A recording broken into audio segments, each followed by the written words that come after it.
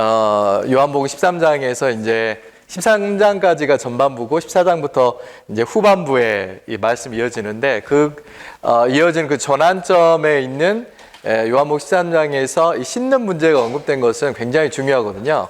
생명의 그 결과를 이야기할 때 굉장히 중요하다고 느껴지는데 우리의 생명이 성장하고 또 그 결과로 건축될 수 있는 아주 비결이 거기에 있다고 느껴집니다. 두 가지 시스템이 있었죠. 하나는 피의 시스템이 있었고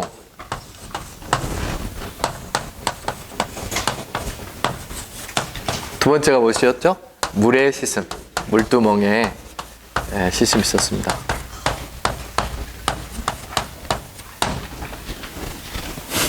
이 씻는 게 우리에게 자주 있으면 있을수록 우리는 건강한 사람이 되고 영적으로 성장할 수 있는 그리스도인이 될 수 있다고 느껴집니다.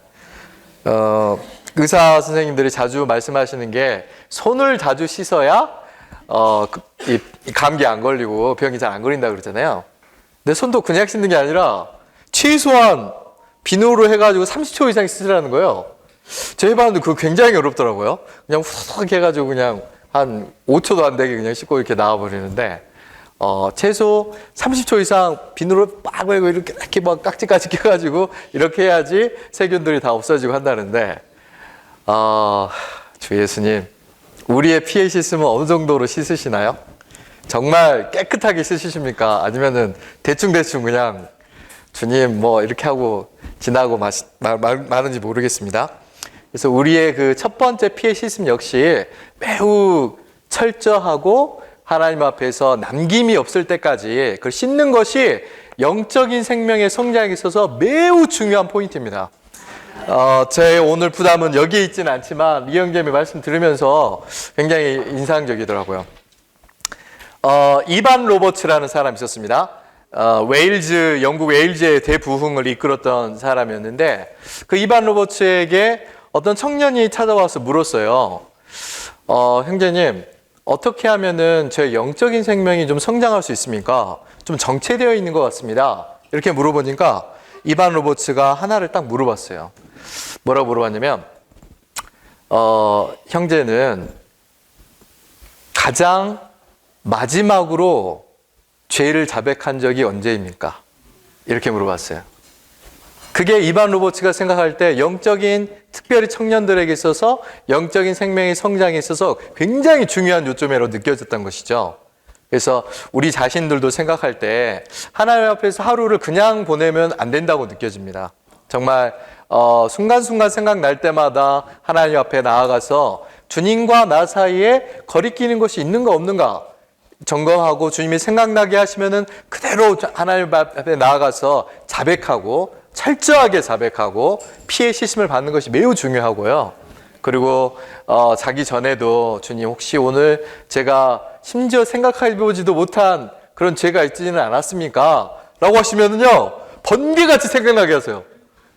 내가 전혀 생각도 못했는데 번개같이 생각나게 하십니다. 너 오늘 낮에 밥 먹고 나서 어떤 지체를 생각하면서 무슨 생각하지 않았느냐? 판단하는 생각이 들자. 이런 걸 정확하게 찌르시면은 주 예수님 죄송합니다. 제가 무엇이 간데 사람을 판단하겠습니까? 주님 다시 한번 정결케 하는 그 피로 저를 씻어 주시옵소서. 그렇게 되면 진짜 그 손에 세균이 막 씻겨지는 것처럼요 우리가 정말 정결케 되는 거예요. 그런 시간이 우리를 정말 건강하게 만듭니다. 두 번째는 물의 씻음이 필요하죠. 예전에 이제 우리 가운데 앞서간 형제님 이런 예를 들으셨어요. 어떤 한 자매가 이제 찾아와서 이제 고민을 털어놓는데 제가 몇 년 전에 어떤 좀 어려움이 있었던 지체가 있었는데 그 주님과 어떤 시간을 보내면서 나는 분명히 그 사람을 용서했다고 생각했습니다. 그것도 매우 철저하게 용서했다고 생각했다고 해요. 그런데 어느 날 다시 한번 그 지체를 딱 봤는데 다시 한번 제 아픔이 떠오르고 내가 그런 생각을 할 때 그 지체가 미운 게 아니라 나 자신을 생각할 때 제가 아직 용서를 하지 않은 건 아닐까요?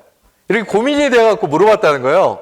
그 자매님도 되게 하나님 앞에서 얼마나 그런 시간들 보내고 싶었으면 이렇게 물어봤겠어요. 그러니까 연장하신 형제님이 곰곰이 들으시더니 이렇게 답하셨다고 그래요. 자매님이 그 지체를 용서한 것은 맞을 겁니다. 용서했습니다. 하지만 그 상처가 남아있는 겁니다. 이렇게 얘기하셨다는 거예요. 그 상처는 뭘로 씻습니까? 그거는 물로 씻을 수밖에 없어요. 말씀에 있는 물로, 은혜의 물로 계속해서 씻겨지다 보면은 그런 상처가 가끔 이게 씻겨지게 되는 겁니다. 그래서 주님을 계속해서 접촉해야 되고 주님과 연결돼야 되고 주님으로부터 생명의 공급을 계속해서 받으면 받을수록 은혜의 수위가 높아져 가지고 완전히 말끔히 우리 상처마저도 상처를 이렇게 씻으시는 분이시거든요. 그런 분이 계실 때 우리에게 이렇게 물의 씻음으로 말미암아서 이렇게 건강해지게 되는 거거든요. 오늘 저도 말씀을 추구할 때 얼마나 많이 씻겨졌는지 몰라요. 주님, 저도 하나님과의 그런 연결과 연합 가운데 더 들어가고 싶습니다. 정말 아버지의 처소가 되고 싶습니다. 그런 마음이 있을 때 제가 얼마나 많이 씻겨졌는지 몰라요. 또 이번 주에 저희가 추구하고 있는 그 말씀이 찬송받기 합당하신 하나님의 영광의 하나님의 복음, 이 말씀이었는데 그 영광을 추구할 때도 정말 많이 씻겨지게 되더라고요.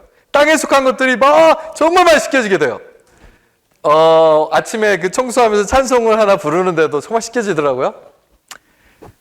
눈부시게 빛을 내는 이여, 보좌 위에 계신 인자여, 불꽃으로 나를 태우소서.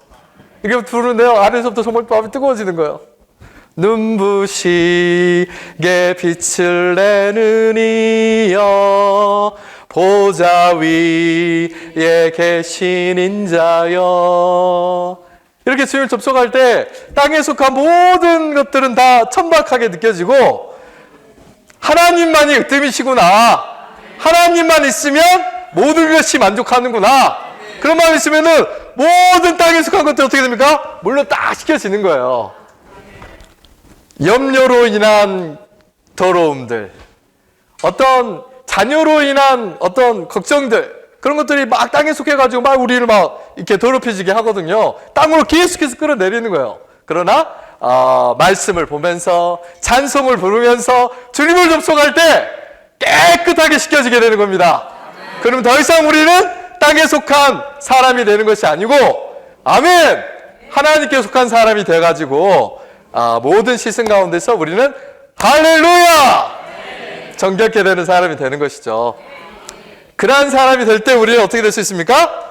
요한복음 14장으로 갈 수가 있습니다. 요한복음 13장에서 그 공과를 통과해야 14장에서 주님이 원하시는 그 생명의 그 목적에 우리가 이제 도달할 수가 있는 것이죠. 그 오전에 임상환 교님이 간단하게 이제 그 전반부에 대해서 교통을 좀 해주셨는데, 개요를 잠깐 함께 보시겠습니다. 개요의 제목을 우리 영을 사용해서 한번 선포해 보도록 하겠습니다. 삼위일 하나님의 분배, 그분의 거처를 산출하기 위한 것. 로마서 1번입니다. 예수님께서 죽음을 통하여 가시고 그리스도께서 부활 안에서 오시어 믿는 이들을 아버지 안으로 이끄심. 서론, 생명과 건축. 요한복음은 두 가지 주요 요점, 곧 주님께서 우리의 생명이 되시려고 오셨다는 것과 주님께서 그분 자신과 하나님과의 하나 안에서 우리를 함께 건축하신다는 것을 계시해 주고 있다. 요한복음에서 가장 중요한 두 단어는 생명과 건축이다. 이번 요한복음 세미나를 통해서 이 생명과 건축에 대해서 정말 많이 들어보셨을 거예요. 처음 그 요한복음 1장에서부터 생명과 건축이 나오죠. 그래서 이 요한복음 1장에서는 이 생명과 건축에 대한 개관이 나옵니다.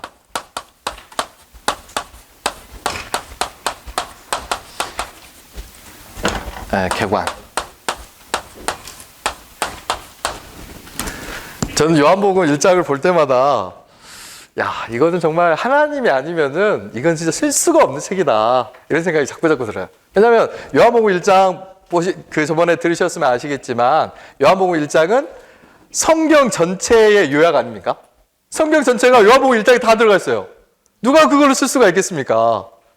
요한이 1600년 전에 살았던 사람, 모세 시대 때 살았던 사람도 아닌데 그것들을 전혀 고려했던 것이 아니겠지만 그 순서대로 썼을 때 거기는 하나님의 영감이 있었기 때문에 요한복음 1장은 성경 전체의 축소판이죠. 거기에 창조가 나오죠. 그리고 두 번째 하나님께서 육신 대신 성육신이 나오죠. 그리고 구속의 어린 양의 구속이 있지 않습니까? 그리고 변화를 말하는 돌이 거기에 언급이 되고요. 마지막으로는 새 예루살렘을 의미하는 하늘에 속한 사닥다리가 나옵니다.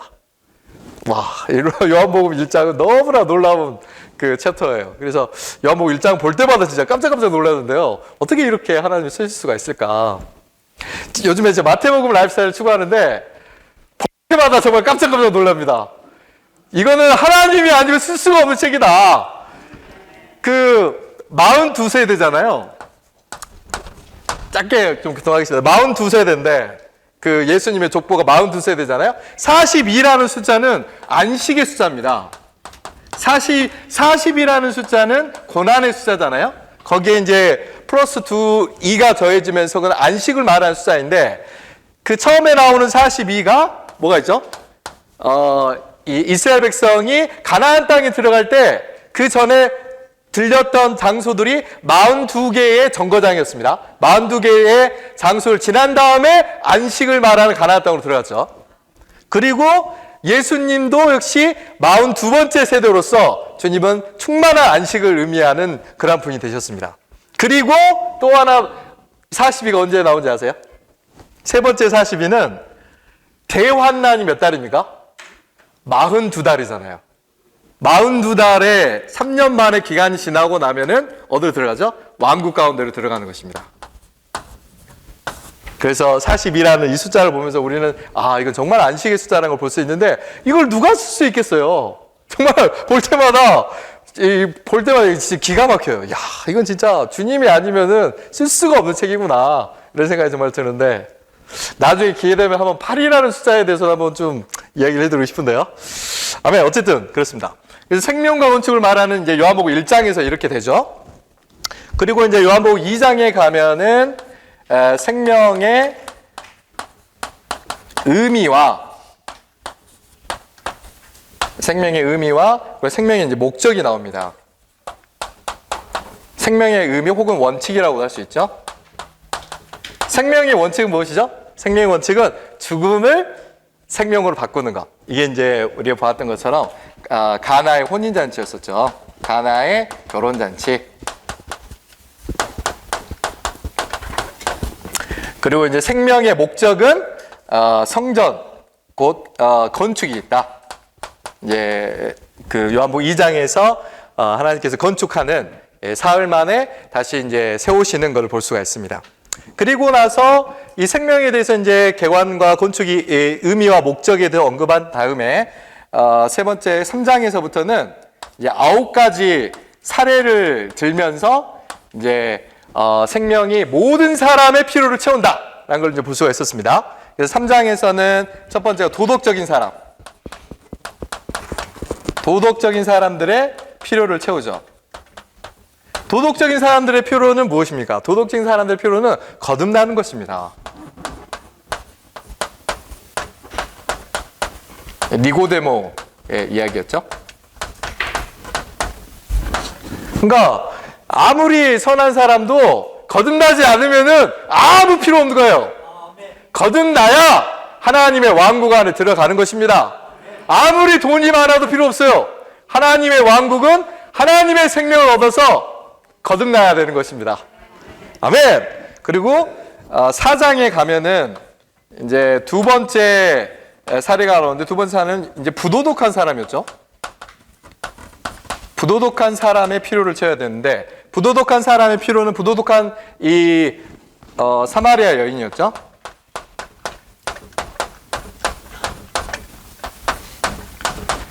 항상 뭔가 공허했습니다. 항상 뭔가 필요했어요.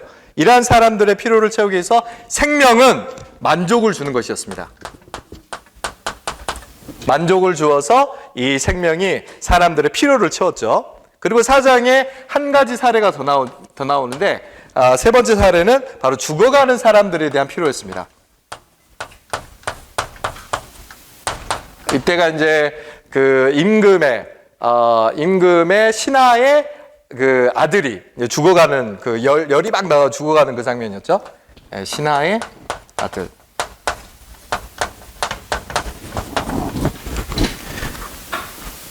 이때 필요한 것은 바로 치료가 필요한 것입니다. 이 생명은 거듭나게 할 뿐만 아니라 만족을 주고 또 우리를 치료하게 하는 그런 생명이죠.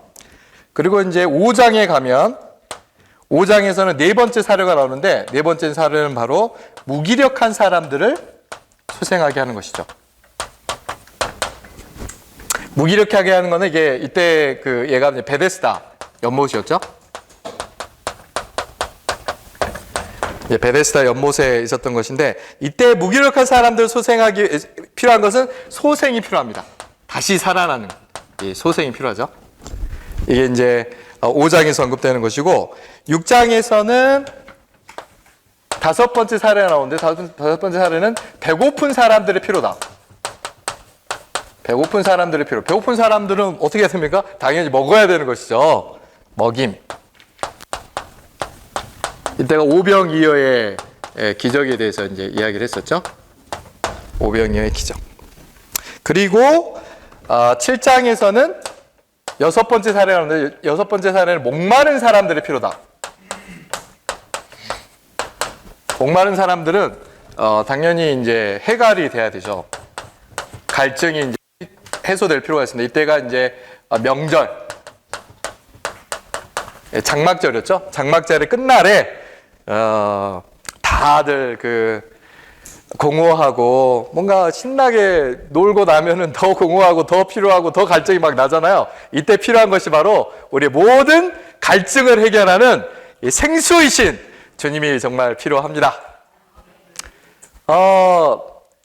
제 친구들, 제가 아는 사람들 중에 이제 그 가끔 보면은 이제 음악하는 친구들이나 이런 분들이 좀 계셔요. 그럼 보면은 언제가 제일 공허하냐 물어보면요. 공연이 끝나고 나서 제일 공허하다는 거예요.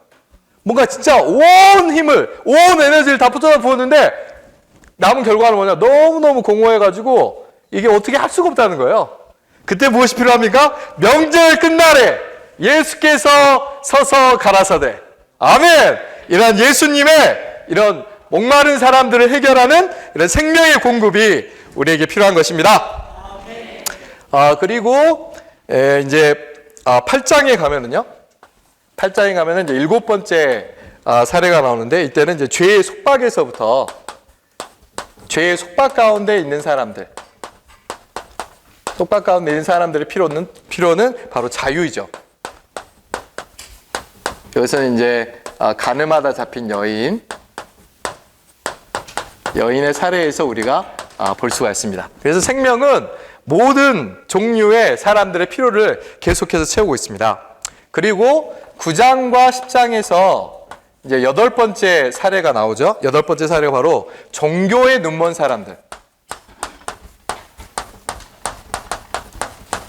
종교의 눈먼 사람들의 필요를 채우는 것이 나오는데 이때 필요한 것은 눈이 멀었기 때문에 시력의 회복이 필요하고요. 두 번째는 그 갇혀 있었기 때문에 목양이 필요한 것입니다. 그래서 9장에서 보면은 태어나면서 나면서부터 있었던 그 소경의 예가 있었죠. 소경의 이 이야기가 나오고 그리고 이제 10장에서는 양 우리가 나옵니다. 이게 이제 요한복음 10장에서의 이야기죠. 그래서 주님이 양 우리에서부터 구출하시는 그런 생명의 종교의 눈먼 사람들의 생명에 필요를 채우는 것을 볼 수가 있습니다. 그리고 11장에 가면은 마지막으로 이제 9번째 사례가 나오는데 이것은 죽은 사람들에 대한 필요가 나오는데 죽은 사람들의 필요는 무엇입니까? 당연히 부활이죠. 이때 이야기가 바로 나사로의 이야기였습니다. 아마 이렇게 9가지 이 이야기를 통해서 이러한 생명은 모든 사람들의 필요를 채울 수 있는 생명이다. 아멘! 이 생명이 우리에게 있을 때 우리는 모든 필요를 다 채울 수가 있는 것입니다. 또 존경하는 우리 목회자님들, 우리 모든 필요들이 다 있지 않습니까? 동도들 돌볼 때 필요가 없는 사람들이 어디 있겠어요? 다들 필요가 있고 여러 가지 상황 가운데 있는 사람들이 정말 많습니다. 이때 필요한 것은 다른 것을 공급하는 것이 아니라 생명을 공급하는 것입니다. 이런 이야기들 하나하나 들어가면서 주님이 주시는 레마의 말씀을 가지고 생명을 이렇게 공급하게 될 때 소생하게 되고 살아나게 되는 것입니다. 이렇게 우리에게 정말 생명의 공급이 정말 필요하다고 느껴져요. 저희 자매가 월요일 저녁에 이제 최근에 이제 연결된 두 자매와 함께 라이프 스타디 이렇게 읽고 있거든요. 아주 진짜 초짜 자매예요. 초짜, 아무것도 몰라. 그래가지고 같이 읽는데 마태복음 쭉 이렇게 읽고 나면은 막 이렇게 물어봐요.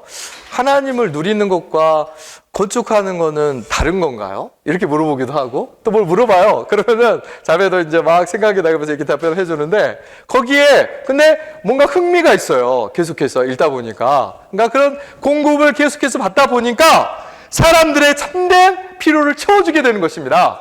사람의 참된 필요는 어디 있냐면요, 영에 있거든요. 영을 채워줘야 그 사람의 참된 필요를 채워주는 것입니다.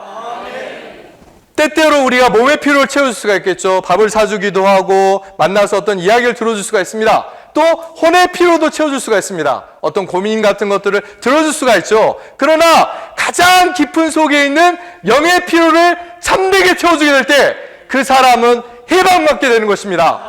그래서 워치만 형제님이 주님을 섬기는 사람들의 성격에 대해서 얘기할 때 첫 번째가 다른 사람의 말을 잘 들어야 된다 하셨는데 어떤 종류의 말을 들어야 되냐? 첫 번째는 그 사람의 표면적인 말을 들어야 된다는 거예요. 그 사람이 말하고 있는 거에 무슨 말을 하고 있는지 들어야 되고, 두 번째는 그 사람이 말은 하진 않았지만 안에서부터 뭔가 말을 안 하려고 하는 게 있다는 거예요. 그거를 잘 캐치해야 된다는 거예요. 안에서부터 생각하는 말. 그러나 가장 깊은 속에서 말하는 말을 들어야 되는데, 그건 뭐냐면 깊은 속에서 하나님께서 이 사람에게 무엇을 말하고자 하는 것인가, 그 영적인 필요를 채워주는 어떤 게 필요하다는 것이죠.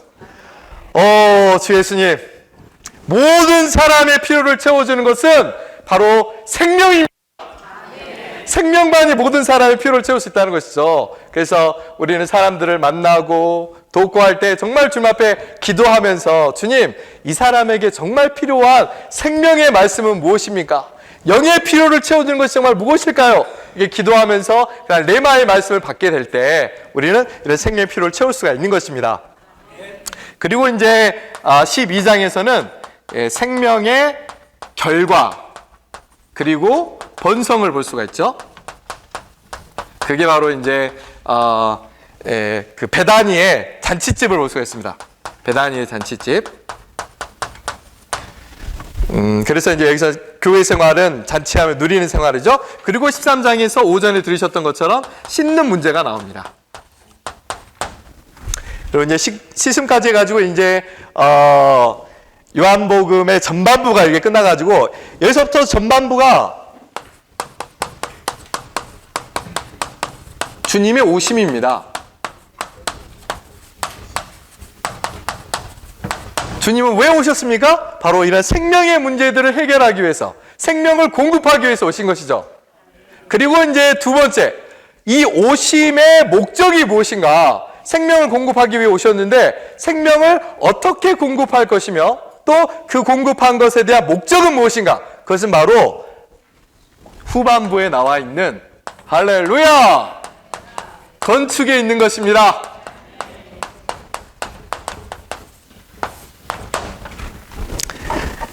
이제 건축이 이제 14장부터 이렇게 나오죠.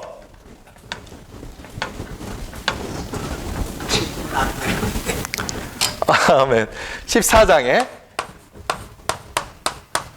이제 14장부터는 이제 주님이 가셔요. 거기서부터 이제 그러니까는 벌써 제자들이 이제 걱정하기 시작해요. 왜 주님 가십니까? 오셨는데 저희랑 계속 같이 있으셔야죠. 이제 걱정하게 나오죠. 이제 14장부터 이제 나오죠. 14장이 이제 아버지의 집이 나옵니다. 뭔가 분위기가 좀 바뀌죠. 생명의 공급을 말하는 쭉 이야기를 하신 이후에 14장부터는 약간의 분위기가 턴합니다. 아버지의 집이 나오고 15장에서는 아들의 포도나무가 나옵니다. 그리고 16장에 가면은 그 영에 새로 태어난 아이가 나오죠. 새 아이가 나오고 맏아들로 태어나신 주님에 대해서 언급하고, 그리고 이제 17장에서 가장 그 사복음에서 긴 기도가 나옵니다. 얼마나 깊은 기도인지 몰라요. 하나를 위한 기도가 나옵니다. 그리고 18장부터 이제 20장에 걸쳐서 죽음과 부활을 에 대해서 나오면서 주님이 이제 가신 것에 대한 것을 볼 수가 있고, 마지막 이제 21장이 이제 목양에 대한 부록에 관련된 장이라고 할 수 있죠. 이제 그 후반부에 있는 건축을 이야기할 때 14장과 15장과 16장이 바로 이 삼일 하나님의 분배로 말미암은 건축을 이제 볼 수가 있는데요. 여기도 정말 기가 막힙니다. 이거는 정말 하나님이 아니면 정말 쓸 수가 없는 책이에요. 14장은 아버지의 집이 나오죠. 15장은 아들의 포도나무가 나오죠. 16장 그 영의 새 아이가 나옵니다. 삼일 하나님의 이러한 순서에 맞게끔 이렇게 분명히 우리 계시를 해주고 있어요. 삼일 하나님의 건축이 무엇인가에 대해서 이제 말씀을 하고 있죠. 이게 이제 하나님의 건축과 관련된 부분을 보여주고 있습니다. 그래서 이제 개요로 이제 잠깐 들어갈 건데요. 이 보면서 제가 느껴지는 것이 아버지의 집, 아들의 포도나무, 그 영의 새 아이, 이 부분들은 건축에 관련된 부분에 있어서 아주 정점에 이르렀다고 할 수가 있는데요. 이게 이제 이 개요를 보면서 좀 더 설명하도록 하겠습니다. 개요에서 더 분명하게 나오기 때문에.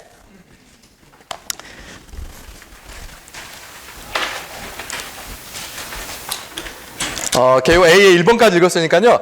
A의 2번은 우리 자매님들이 먼저 읽어보도록 하겠습니다. A의 2번입니다.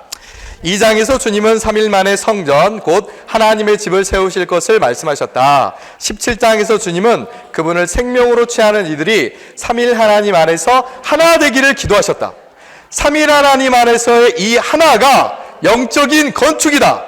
우리가 주님을 생명으로 취할 때 그 영이신 주님께서 우리를 삼일 하나님 안에서의 하나로 함께 건축할 것이다.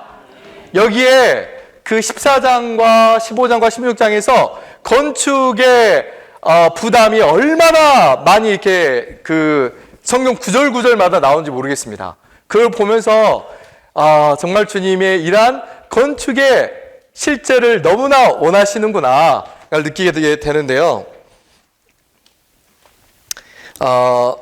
제가 말씀을 좀 읽어보도록 하겠습니다. 너무나 놀랐습니다.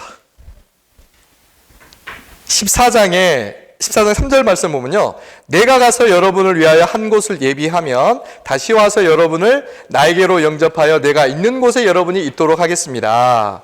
10절 말씀은요. 내가 아버지 안에 있고 아버지께서 내 안에 계시는 것을 그대가 믿지 않습니까? 내가 여러분에게 하는 말은 내 스스로 하는 것이 아니라 내 안에 거하신 아버지께서 그분의 일을 하시는 것입니다. 그래서 먼저는 이 삼일 하나님께서 뭔가 이 건축되어 계신 걸 볼 수가 있어요. 삼일 하나님은 당연히 그분은 건축되어 계시는 삼일 하나님이시고 동시에 존재하시고 결코 분리되실 수 없으시는 상호 내재하시는 그러한 우리의 삼위일체, 삼일 하나님이다 라고 이야기할 수가 있습니다. 그리고 20절의 말씀에 보면은 그날에는 내가 아버지 안에 있고 여러분이 내 안에 있으며 내가 여러분 안에 있는 것을 여러분이 알 것입니다. 아멘. 할렐루야. 여러분이 내 안에 있으며 내가 여러분 안에 있는 것을 여러분이 알 것입니다. 아멘. 저는 이거를 지금 말할 때 제가 정말 제 마음을 주체할 수가 없겠어요. 이게 얼마나 놀랍고 위대한 사실인지 여기 설명할 때 이런 단어가 필요합니다.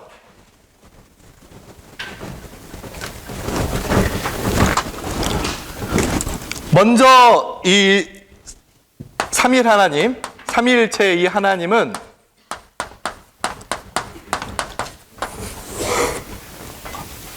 삼일 하나님은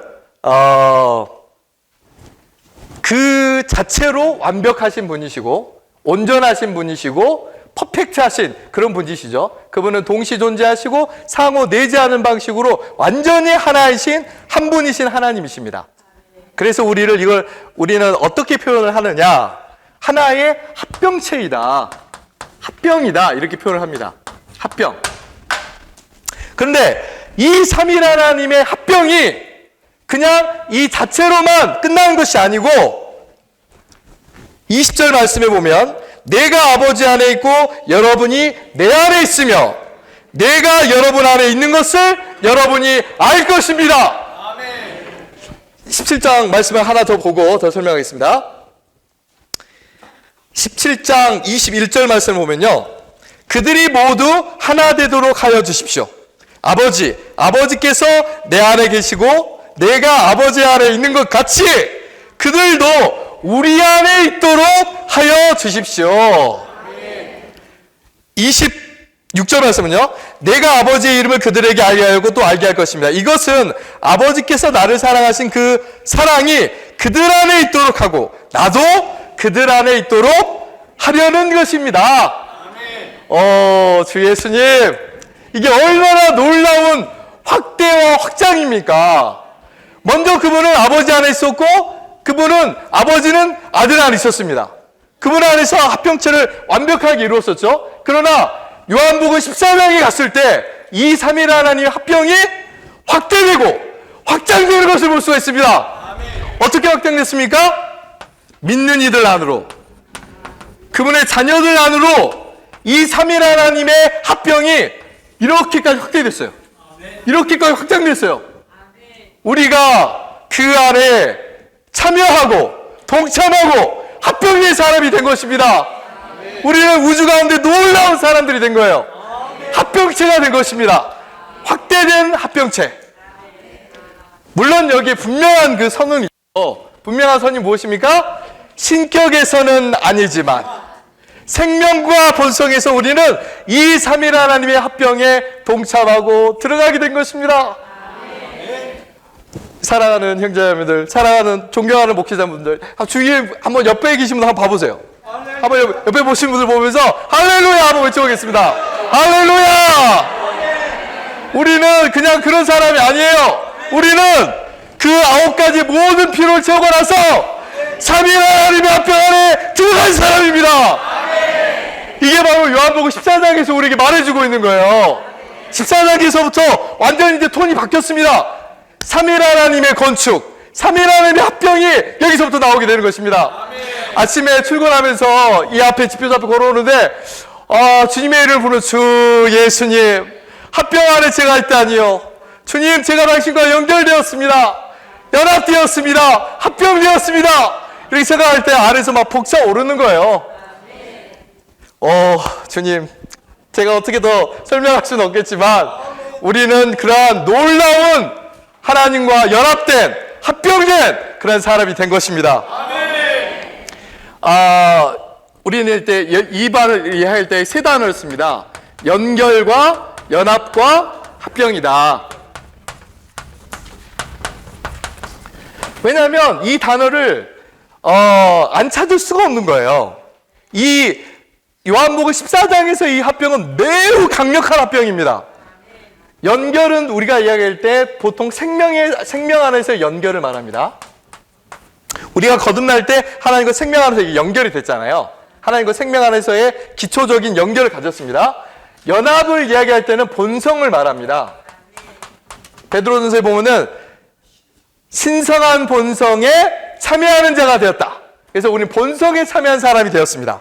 본성에 동참하는 사람이 되었죠. 그것을 얘기할 때는 조금 더 깊이 있게 들어가지고 연합을 이야기하는 것이죠.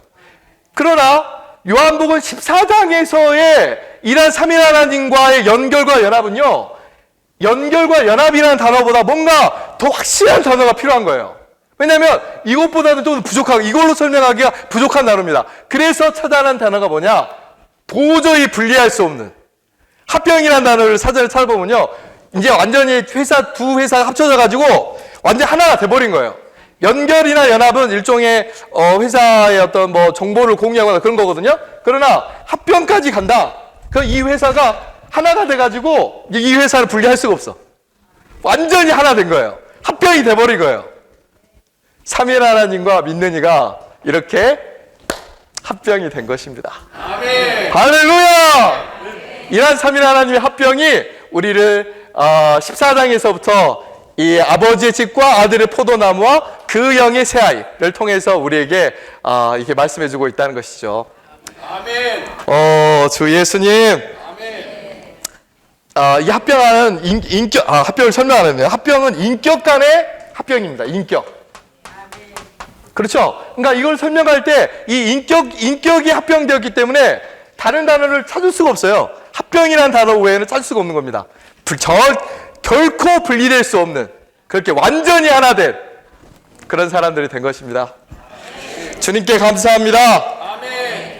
그래서 이 합병은 인격 간의 합병이잖아요. 그러니까 이 인격을 매우 존중하고 이 인격이 어떻게 움직이는지에 대해서 아주 섬세하게 귀를 기울여야 돼요. 아침에 6시 40분에 집회소에서 도착해가지고 사무실에 먼저 들어갔습니다. 7시에 보훈성 아침 미팅이 있는데 이제 말씀을 좀 더 제가 준비 좀 하려고 막 보고 있는데 바깥에서 이제 의자 정리하는 딸가락딸가락 소리가 나요. 주 예수님, 제가 말씀을 좀 더 제가 준비해야 되지 않을까요? 안에서부터 너 빨리 나가서 형제님들과 의자 정리 빨리 해라. 이런 느낌 들 때 어떻게 해야 됩니까? 아멘! 나는 인격과 합병되었기 때문에 이 인격에 우리는 주의를 기울여야 하는 것입니다. 나가가지고 의자 정리하는데 마음이 기쁘더라고요.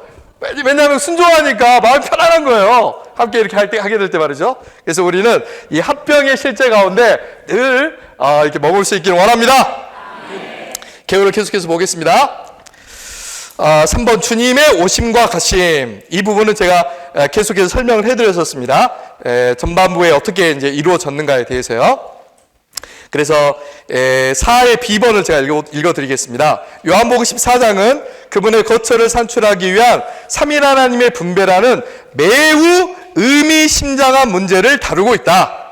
여기서 우리는 두 가지 요점, 곧 삼위일 하나님의 분배와 그분의 거처의 산출을 본다. 그랬습니다. 그래서 14장부터 이제 주님의 가심으로부터 이야기한 이런 건축의 문제가 언급되었다는 것을 이제 말씀하고 있습니다.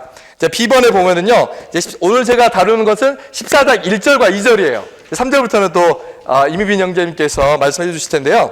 14장 1절 말씀을 보면 여러분은 마음에 근심하지 마십시오. 하나님을 믿고 또 나를 믿으십시오. 그러니까 제자들은 좀 걱정이 됐나 봐요. 주님이 가신다고 하니까 아니 이렇게 오셔가지고 모든 사람들의 필요도 채워주시고 얼마나 좋으셨습니까? 왜 가시려고 그래요? 주님이 가시면 저희들 어떻게 해야 됩니까? 막 걱정하니까 하나님을 믿고 또 나를 믿으십시오. 그분은 여기 보면은 무소부재하신 분이죠. 이 말씀으로 주님은 그분 자신이 하나님으로서 무소부재하시며 시간과 공간에 제한받지 않으신다는 것을 그들에게 깨닫게 하셨다. 주님이 있으면, 주님이 계시면 무엇이 우리에게 염려가 되겠습니까? 그분이 우리의 모든 것, 그분의 우리의 모든 필요를 채우시는 전부 아니시겠습니까? 그래서 우리는 그분을 붙잡고 그분만 있으면 되는 것이죠. 마태복음에 보면은 이 신약의 첫 번째 이름은 예수입니다. 그렇죠? 예수 그리스도의 족보이다. 이렇게 시작하죠. 그리고 신약의 마지막 구절의 이름도 예수로 끝납니다. 예수 그리스도의 은혜가 여러분에게 가득하기를 바랍니다. 예수님으로 끝나요. 그리고 마태복음 1장에서는 임마누엘이신 주님이 나옵니다. 하나님이 우리와 함께 계시다. 그리고 마태복음 28장은 어떻게 끝납니까? 내가 세상 끝날까지 너희와 항상 함께 있을 것이다. 그분은 항상 함께 계신 분이세요. 무소부재하시고 시간에 제한을 받지 않는 그런 분이시기 때문에 제자들은 염려할 필요가 없었습니다. 우리도 때때로 주님이 뭔가 가셨다고 생각하면 이렇게 염려가 올 때가 있잖아요. 임재가 사라지게 되면은. 그러나 그분은 항상 계시는 분이시기 때문에 이런 분을 더 붙잡을 수 있기를 원합니다. 그리고 나의 아버지의 집에는 거할 곳이 많습니다. 그래서 그분의 아버지의 집에 대해서 이야기할 때 보통 사람들은 아버지의 집 딱 하면 생각나는 게 바로 하늘나라가 그냥 딱 떠오르잖아요. 이게 정말 말이 안 되는 거예요. 어떤 사람은 하늘나라 가면은 거기에 이제 평소에 우리가 만져보지도 못했던 금과 은이 막 이렇게 쌓여가지고 야 나도 이제 부자 됐다. 이런데 아니 베드로가 뭐라고 얘기했습니까? 금과 은은 나에게 없어도 내게 있는 건 내게 주니 곧 나사렛 예수 그리스도의 이름으로 일어나라. 아니 베드로도 금과 은에 대해서 별로 굉장히 시원찮게 생각했는데 그날에 가서 금과 은이 있어서 그러면은 막 있으니까 주님 고마워요 뭐 이렇게 한다는 건가요? 전혀 그렇지 않죠. 이 삼위일 하나님의 합병을 생각하면 그러한 이야기는 너무나 피상적이고 낮은 이야기인 겁니다. 어떤 사람은 하늘의 저택에 대해서 이야기해요. 이 땅에서 열심히 살면은 평수가 더 높아. 조금 좀 미지근한 사람 평수가 좀 낮아. 그러면은 거기서 그냥 이제 나도 이 땅에서 힘들게 살았으니까 좀 넓은 평수에서 좀 있다가 주님이 한번 찾아오시면 주님 식사 대접하겠습니다. 이런 건가요? 그 전혀 맞지 않은 이야기예요. 하늘에 있는 저택이 아닙니다. 오히려 주님은 이 땅에 오시길 원하셨어요. 제가 군대에 있을 때 용인 터미널에 갔는데 우연히 여호와 증인을 만났어요. 여호와 증인 저한테 막 얘기하면서 저한테 그러는 거예요. 천국이 땅으로 내려오는 거 알고 계십니까? 근데 천국이라고 이야기했던 것 같은데 그래서 제가 뭐라고 했냐면 맞습니다. 땅에 내려오는 것이죠. 했더니 깜짝 놀라더라고요. 아니 하늘로 올라가는 걸로 생각하지 않으세요? 아니죠. 계시록을 봐보세요. 새 예루살렘은 땅으로 내려오는 것이잖아요. 얘기하니까 여호와 증인이 깜짝 놀라더라고요. 그러니까 우리는 이러한 진리에 대해서 분명하게 알아야 됩니다. 그래서 주님은 내려오기를 오히려 원하세요. 그렇죠. 그래서 이 땅에 나의 아버지의 집에는 거할 곳이 많습니다. 그것은 곧 오늘날 이 아버지의 집이 바로 교회이고 교회가 그리스도의 몸이 바로 아버지께서 거하는 초소이자 할아버지의 집이라는 것을 우리가 알 수가 있습니다. 교회 안에 왔을 때 얼마나 집에 왔던 느낌이 얼마나 가득했었는지 난 여기에서 다른 데로 정말 갈 수가 없겠다. 지금도 잊혀지지 않습니다. 93년도 3월달 둘째 주 토요일이었어요. 그때 제가 고3이었었는데 막 이제 좀 방황하다가 광주교회 집회소를 딱 갔었거든요. 거기에 고3들 모임에 딱 참석해 한 20명 남자 이렇게 앉아가지고 있는데 거기에 앉아있는 것 자체가 제가 다른 모든 방황을 끝내고 싶은 마음이 들더라고요. 어떤 마음이 들어요? 너무 푸근하고 내가 정말 이제 집을 찾았구나. 나 여기서 영원히 살고 싶다. 이런 마음이 너무너무 간절하게 드는 거예요. 이게 바로 아버지 집에 왔다는 느낌이거든요. 주 예수님. 그래서 이 아버지의 집이 바로 아버지의 집이 교회이고 이 교회 안에서 우리는 아버지의 집을 발견할 수가 있고 그리스도 안에 모든 지체들이 바로 아버지의 집에 각각의 소소이다. 우리는 이렇게 말씀드릴 수가 있을 것 같습니다. 할렐루야 한번 할까요? 할렐루야! 할렐루야! 주님을 찬양합니다.